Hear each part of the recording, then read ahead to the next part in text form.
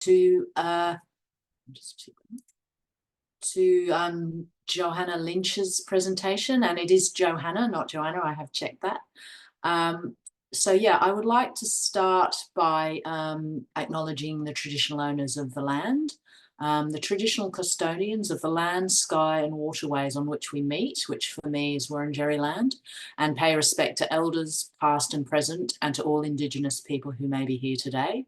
And as usual, we have the artwork that was done specially for Alive. And also to, to acknowledge that, to pay respect and acknowledge also the lived and living experience that is in the room. And a note on language has been added in here. And, I think it's really important to acknowledge that the Alive Centre has, includes and really aims to be inclusive of as many, people as possible with diverse and wide spaces of mental health, mental ill health, distress, suicide, and social emotional well-being, and to make sure that whatever terms and terminology and language people choose to use, that they feel welcome. But of course, everyone does maybe use language slightly differently, and there might be some language or framings that you don't prefer and may experience discomfort, and always encouraged to have a break, grab a cuppa, and if you need to leave and rejoin, please do that.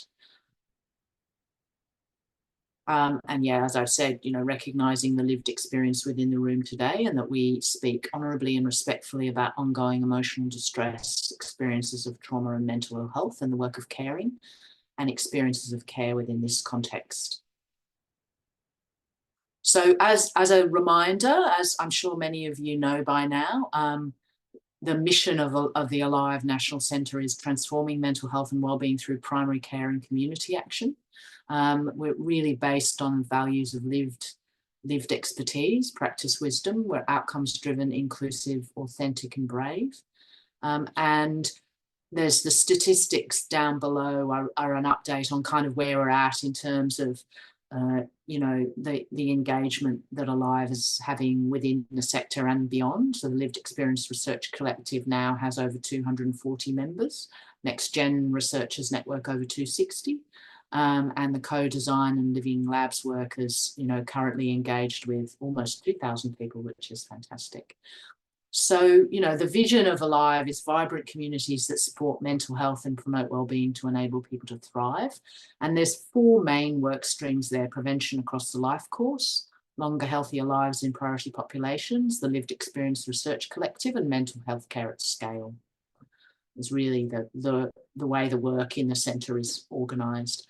And there's some publications for anybody that's interested. I'm assuming these are probably on the website anyway, so if you want more details on any of those, please go there. And Caroline's just put a link in the chat there. So I lead the prevention across the life course stream in Alive, very ably helped by Lakshmi, who's on the call today, and Monica, who's sort of on her way back from parental leave. And our main program of work is really based on the idea that improving some of the sort of the social and more proximal determinants of health in young people can contribute to prevention, and that there's really a gap in the research on that area, which has tended to be quite services focused on young people, and important as services obviously are. We argue that, looking at the broader community-based prevention is important. So we're running a co-evaluation with Live for Life, who do mental health promotion in rural and regional communities. And yeah, that's thanks to Lakshmi's stellar efforts, that's going pretty well. And we've done a lot of engagement with schools and data collection, and hope to be able to present some of those baseline findings soon. Yes, so that's us, me, Lakshmi and Monica. So it's my great pleasure to hand over to Dr. Johanna Lynch, who is currently at the University of Queensland's General Practice Unit.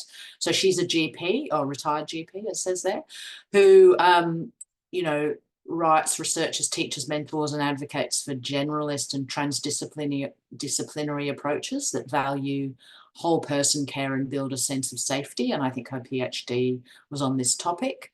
If you want any more information, I think it would be on the website or the links there. So please welcome Johanna, who I think is going to talk for about 35 minutes, and there'll be some time for questions afterwards. Please also put things in the chat. And Johanna's just put a comment in the chat there. She's the next writer in residence for the Alive Network. Thanks, Johanna. I didn't know that. Okay, I'll now mute and hand over to you, Johanna, if you want to share your screen. Welcome. Thanks, everybody. So lovely to be here. I really feel grateful to be able to present my doctoral research and a little bit of my postdoctoral research today. I see the Alive community as a thoughtful and visionary and inclusive and wise space. So I hope we can go on a bit of a journey together today. My work's always open to being refined and to learning more, so please feel free to critique or question when we get to the question and answer time at the end. I love the focus that Alive has on language, and you'll see that it's a key element of the way I've been trying to think about solutions in this space, and I hope that that'll become clear as we go along. First of all, I'd really like to acknowledge the First Nations people who are in the room, in this virtual room, and acknowledge their wisdom and the present and past and future elders in each of the places that we live and work. I'd also like to acknowledge the First Nations wisdom that's in the work that I'm going to present through the insights of two key participants who are First Nations academics. And also because of the way that First Nations wisdom teaches us about wholeness and the interconnections of each person that's inextricably linked to place or country, relationships or kin, meaning, spirit, history, strengths, and dignity. I also want to give credit to Puggy Hunter, who is an Indigenous elder whose words back from 1999 have helped me to feel brave enough to critique the biomedicine spaces that my work has taken me to. He called the current way that the mind and the body are divided up as a body parts approach, and he named it as something that we needed to change into a new way of thinking.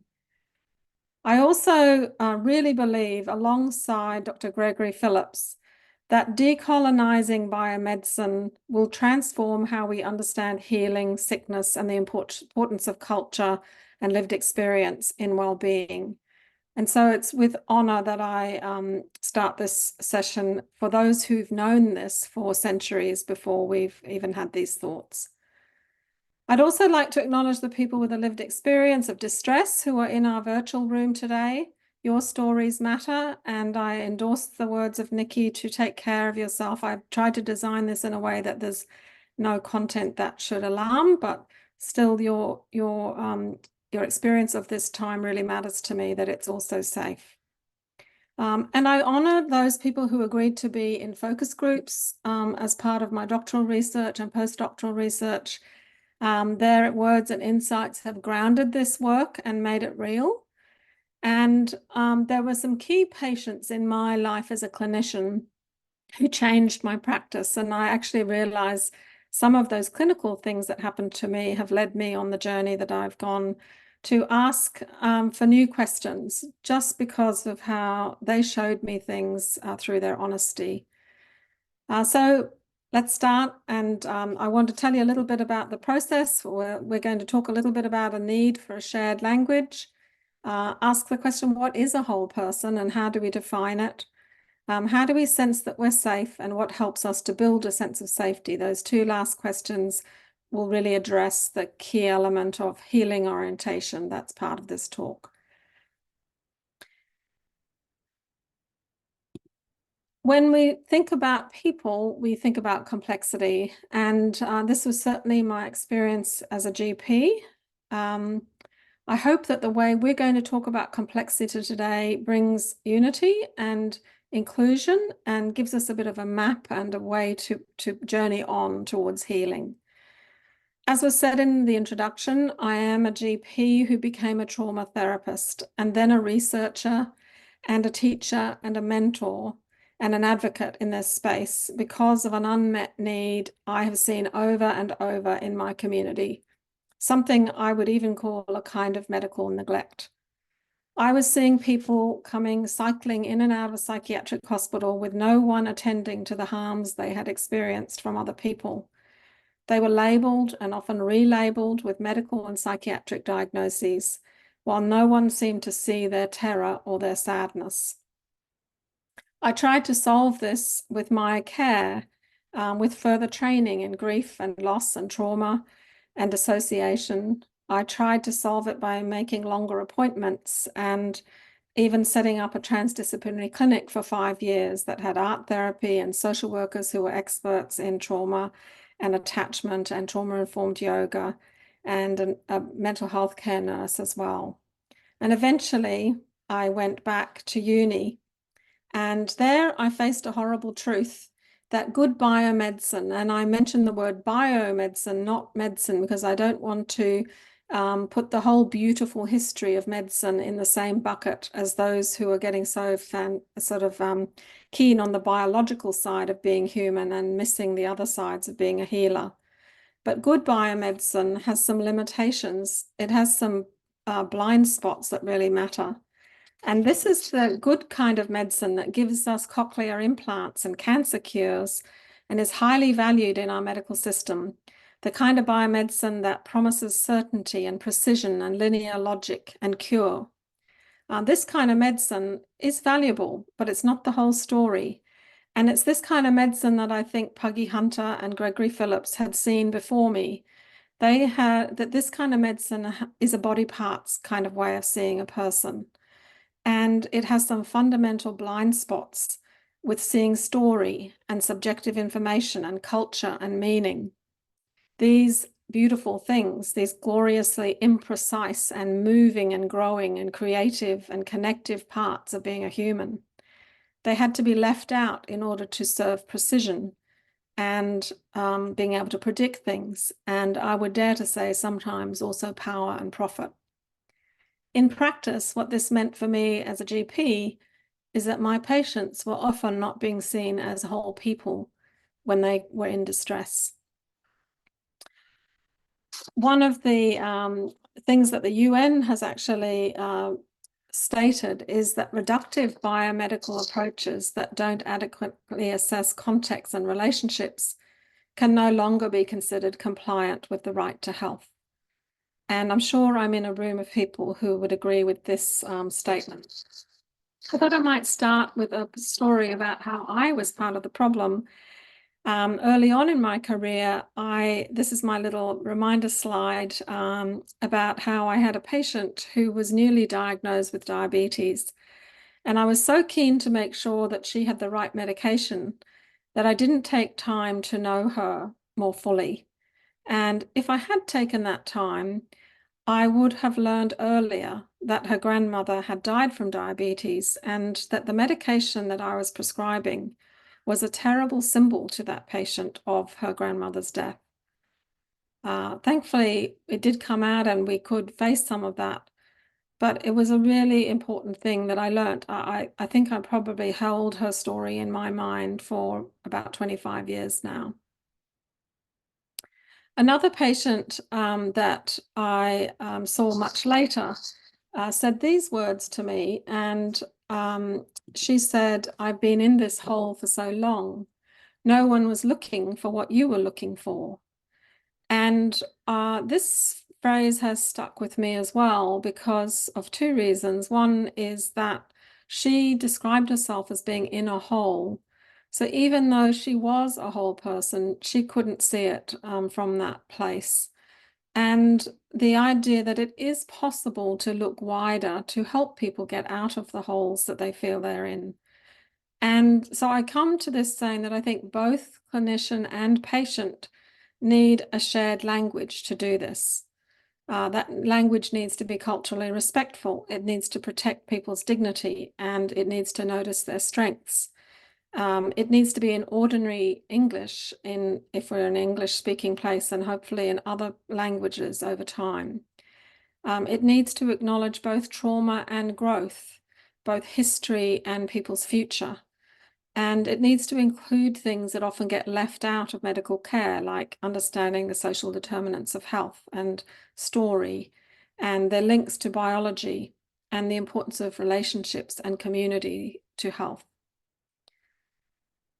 I hope you're with me on this part of the journey so far, that we're looking for a shared language that can help us to define in ways that are not constrained by specialties that divide up the person in order to study them, but don't put them back together for healing. Another key word that I have found really helpful as a shared language that crosses the barriers and stops us dividing people up into categories is the word distress. And the word distress apparently comes from a Latin root, which means to stretch apart. And so another key element of any shared language that's about healing for me needs to be a language that helps us become more unified, helps us to reconnect, helps us to connect inside ourselves as well as to our community. When I first did my PhD, I gave it to my mum to read, and she gave it back to me and said, "This is just common sense." At the time, I wasn't sure if that was a compliment. I'm not sure it was, but for me, it has become a compliment that the work I'm trying to describe to you today is common. It's something that we share. It's something that everybody can have. It's not divided into sort of professional knowledge and non-professional knowledge. It's something that we receive when we're given a cup of tea, just as much as we receive when we're with somebody who knows how to do sophisticated trauma work. And it's connected to our sensations. It's connected to sense making. It's connected to our bodies, and it's about meaning making and seeing things realistically or perceiving them accurately. So I get to tell you a little about the common sense that came out of my doctoral work. Now, just a little tiny summary of that work. I've now called my PhD work phase 1, and then the work that I've been doing since in my postdoctoral work, phase 2 of the research. And in phase 1, it was mostly an exploration. It started out on the right-hand side of this slide with discovery by exploring with focus groups and structured interviews with lived experience, Indigenous academics, urban and rural GPs, and multidisciplinary mental health clinicians. And it went through reflective processes, critique from international multidisciplinary experts, and came out at the yellow dot there at designing something that was the first phase findings, and I'll present much of them to you today. In my postdoctoral work, I took those findings to international GPs from the USA, Norway, Holland, and Australia, and more lived experience clinicians with a lived experience, social workers with domestic and family violence support expertise, physios and OTs, and teachers, and a rural mental health team to again check what they thought of the content, ask them how they think they would use it practically, and start to make it into something that could become more practical. In the first phase, the key questions were, what does the phrase sense of safety mean to you? What causes threat, and how do you sense that you're safe? And there were other more theoretical questions looking at the literature, transdisciplinary literature, about how the concept of sense of safety was in there, and asking those from different disciplines to critique the ideas from their sort of area of expertise, including lived experience expertise. So when we ask the question, what does the phrase sense of safety mean to you? It turns out it was much more whole than we thought it was going to be. So in almost every description, people described something about themselves, something about other people, and something about their context. And the combination of those things integrated to whether or not they felt a sense of safety. And they were also watching dynamics that were going on between the self and the other person in terms of the quality of the connection with other people. And they described things like people who were available and tuned into me and on my side and with me. And then they also were describing their sense of capacity to cope with a context. So their capacity to engage with their world. And that included a bi-directional thing of feeling encouraged and supported and giving access to opportunities, as well as being able to kind of step out and get out of your comfort zone to go and do something. So sense of safety was not just about feeling kind of safe, it was also about feeling safe enough to engage. And so we sort of thought of the language around comforted and courageous, that it has those two elements. And so this ordinary phrase, sense of safety, accidentally, I guess, I had a hint, I had an intuition that it might help us with understanding what a whole person was experiencing. And it might protect us from the person becoming an object, because the word sense of means that only the person experiencing it can tell us if they have it or not. And so this phrase protects the lived experience voice within it. And it keeps it in ordinary language, so it's not becoming jargon. And what we found across the different places we consulted is that it sort of was genuinely a shared language, in that people more or less could communicate in it, meaning the same things. So I thought I'd interrupt our time now to just connect us to our own sense of safety in where we are and who's around us and our context. And the idea that our senses are so central to that. We have our 5 senses that we all know, but we also have the things that we take for granted that our body does, like proprioception, that kind of relates us to gravity, and orientation, which is the way our neck turns to make sure that as mammals, we can make sure we know what's behind us all the time and what's in the room with us at the same time. And we have interoception, which is this inner experience inside our tummy and in the back of our throat, in our chest. It tells us when we're hungry or when we're thirsty, but it also can tell us when something doesn't feel right. And then we have the sense of affiliation, like knowing who's around us, both in the room with us, but also in our bigger world. How supported and connected and belonging do we feel?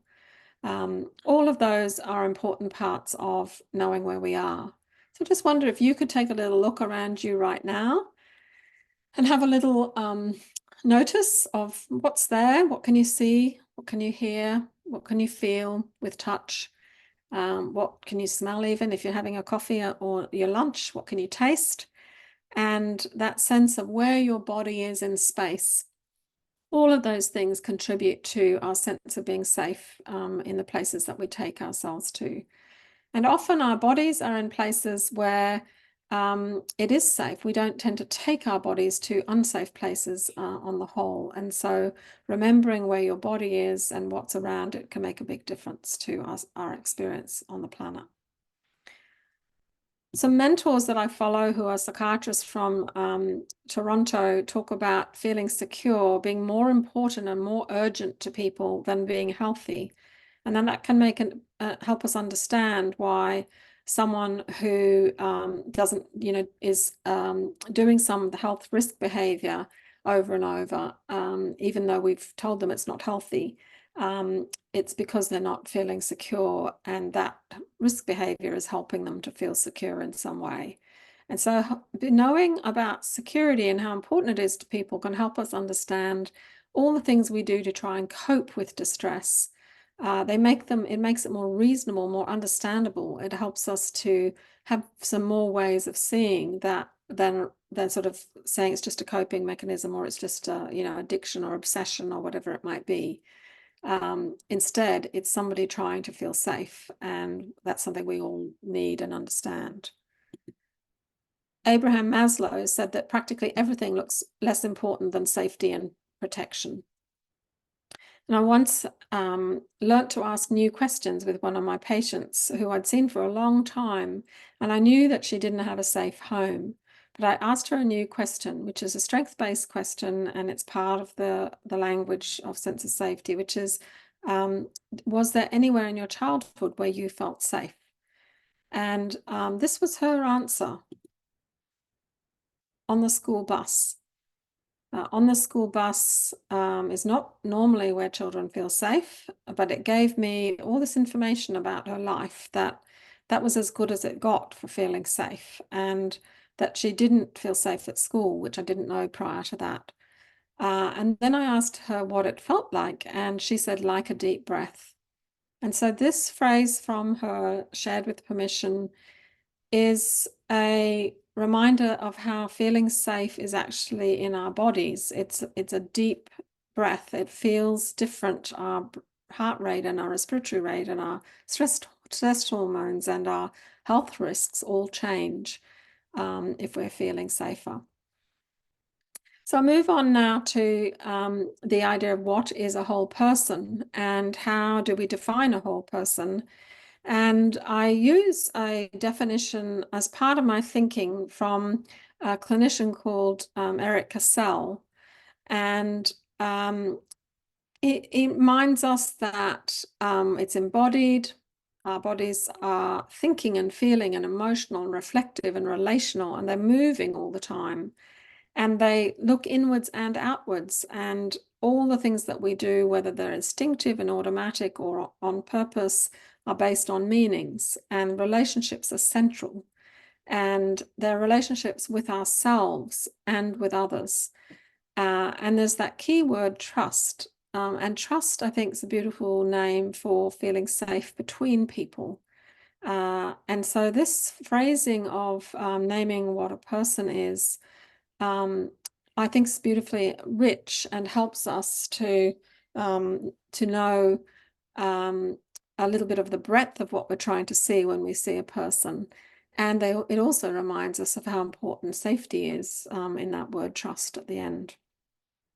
So I asked in those focus groups and other spaces that I mentioned at the beginning there, what causes threat, what emerged was a map. And I thought I would walk you through that map a little bit today. And so the map was these 7 what we call domains, and I've written about them in the book that came out of my PhD, so that's why that book picture's there in more depth. But people talked a lot about injustice as a cause for threat, and that's not something that often comes up when people talk about a trauma-informed approach. They talked about finances and frightening policing and food security and water security and big things out in the environment, political stability, etc. And then they talked about things that were around people, like the stories that people told. And one of the First Nations contributors talked about hearing stories of stolen generation around her while she was growing up, and that impacted her sense of safety. And it's also things in our social climate, like the amount of addiction or aggression or hopelessness or poverty that's around, or bullying in the workplace, for example. And then in our relationships, it's who's there and who's not there, who's missing, and what's the quality of those relationships. As I mentioned before, about being available and tuned in and on your side. And then the body had things like pain and sleeplessness and illness in it, but it also had big emotions that make the body feel out of control. And often those things are put up into like a vague space inside our head that we're having an emotion. And they're dismissed and sort of rationalized or suppressed or called disordered. But actually, emotions are this way of communicating that our body's trying to tell us something. And when we make it into something that's not important, we might be missing the signs that somebody's being harmed, somebody's not feeling safe. And inner experience, not just thoughts, but things like what we envision our perceptions, what we pay attention to, what our nightmares are like, what we spend our time sort of like pops up into our experience, or we feel inside our bodies in some way that's internal. And then sense of self. That's what one writer calls our reputation with ourselves, and the quality of the communication, the kinds of attitudes that people had that can affect their sense of safety on the inside. What one contributor called berating myself on the inside as something that affected her sense of safety. And then there's meaning and spirit, hope and purpose and things making sense, the world kind of being the right way up. Those are the sorts of things that people described.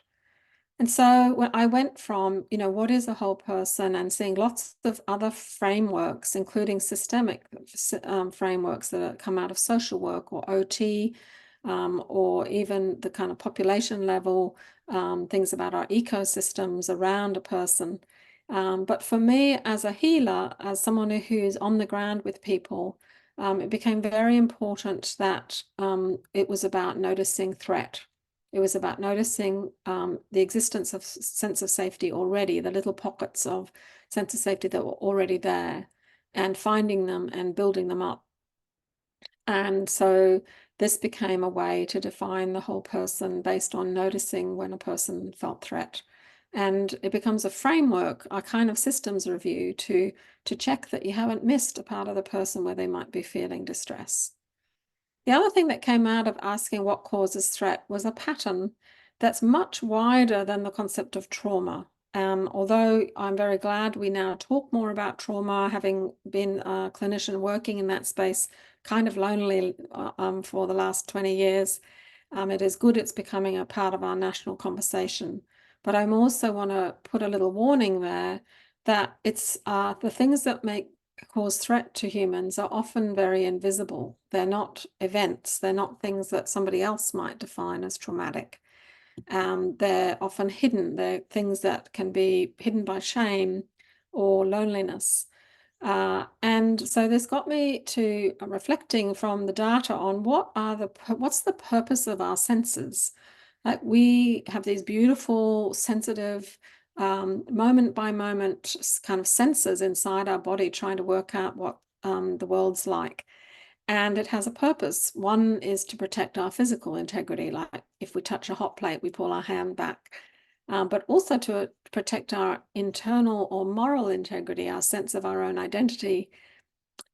Secondly, to help us make sense of the world, to take in data from outside and bring it in, connect it to things we already know, our memories and reason, and to make sense of how the world makes sense. And that's really important for us as humans. We're constantly analyzing and trying to understand our worlds.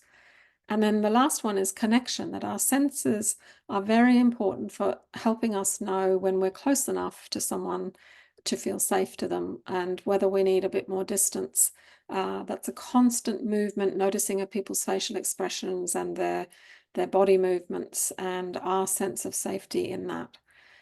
So these three important elements can be threatened, and we can be threatened by things that invade us or control us or trap us and exploit us. We can have our sense of coherence affected if people confuse us or betray us or divide us or cause injustice to us, because that's like the world's become the wrong way up. And we can feel threatened when human beings disconnect from us or neglect us or deprive us or marginalize us in some way. And so this is a broad view of the things that make people distressed. And for me as a healer, I'm not interested in kind of categorizing whether someone is, got enough trauma to be considered traumatizing event. Instead, I'm interested in anything that makes somebody feel threatened and not feel safe, because that affects the whole of their lives. When we feel safe, we can learn, we can create, we can be courageous and go out and make our mark on the world, and we can receive comfort and safety from the people around us. And when we're not feeling safe, those things get affected. Another key kind of thinking now as we move on to healing orientation is the idea that the biomedical way that I got extra training in really values nouns. It loves naming things. And some people say that's because medicine did some of its scientific grounding looking at cadavers, at things, at people that were still, and that it accidentally stopped noticing that people are living, that we are alive. And so part of my thinking in this space is for us to start to be much more aware of verbs in terms of how people become well, and less interested in nouns and naming and categorizing people. And so I use a little phrase called nouns of disorder, and thinking of how much we like naming things. And so there's all these names that now fill a humongous book of the DSM-5, but I'm not sure they're actually helping us with knowing how to go for healing. And so talking about verbs of well-being, verbs become invisible if we love nouns, whereas if we pay attention to verbs, they can make an enormous difference to us seeing how healing happens. And in my work, I actually went through my data once to look for content, once to look for where did they mention what the whole person was in terms of the things that people felt caused threat or helped them to feel safe. And then I went through the data again, looking for all the verbs, all the language of movement, that if we only paid attention to the content, which we often do when we do analysis, we might miss. And these verbs of well-being became a little framework for healing. And they are these sense of safety dynamics. And we took words that people described where there was a breakdown of these things and flipped them to the positive, because we wanted a language that would help us to know the direction of travel for healing. And these are the names of things that people described help them to feel a sense of safety. And the first one, I thought I'd give you a little bit of a run through in the time we have, just some almost like a glossing over the surface of it. But each of these dynamics happens across the whole person. So they are important for the person's inner world and their relationships with other people and their context. And the first one is broad awareness. And broad awareness is the sense of connecting to myself, others, and my wider world. And it has some other words that we use, some of them medical words, some of them ordinary words, when we lose broad awareness. So here's some of the names I would describe happen when we lose broad awareness. And I often tell the story of going for a bushwalk where I'm feeling fine until I see a snake. And when I'm out walking, before the snake's there, I'm so aware of everything around me. I can hear the birds and look forward to the view and listen to the person I'm walking with. But as soon as I see the snake, everything else is gone. And the only thing I can see is the snake. And so many of people in our community are constantly seeing things that are real snakes, not imagined snakes, or things that remind them of past snakes. And this is the normal response of a human body when it comes across something that has previously frightened it. And these are got lots of different names, and yet the core thing is a loss of connection to self, other people, and the wider world. And so I would name broad awareness as something that we can all learn how to do more of. And there are already kind of therapy things out there and ordinary things out there like laughter and humor that do this connecting of ourselves to ourselves and to other people. And it's this amazing thing that we do when we're feeling settled and safe. The second one is calm sense making.